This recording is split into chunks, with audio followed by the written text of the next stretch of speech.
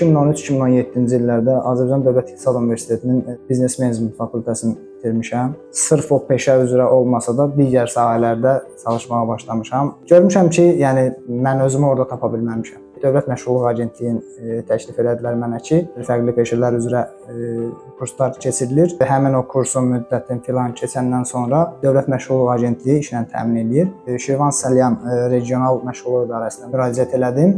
Məni Salyan Qida Məhsulları İstehsalat Kommersiya şirkətinə yönəltdilər. Peşə kursunu bitirdikdən sonra mən Salyan Qida Məhsulları İstehsalat Kommersiya şirkətində mühasib analitik işlə təmin olundum. Məşğulluq İdarəsinin kurslarına müraciət elədim. Orada kursumu alıb, burada işləməyə başlayandan sonra əvvəlki Tehranla indiki Tehranda çox böyük fərq var. İşsizlərə, iş axtaranlara, özünü hal-hazırda işlədikləri sahədə yox, digər sahədə görmək istəyənlərə, görənlərə təklifim, istədikləri peşə üzrə təlim keçib, kurs keçib, sonra həmin müvafiq sahə üzrə işləməyə başlasınlar.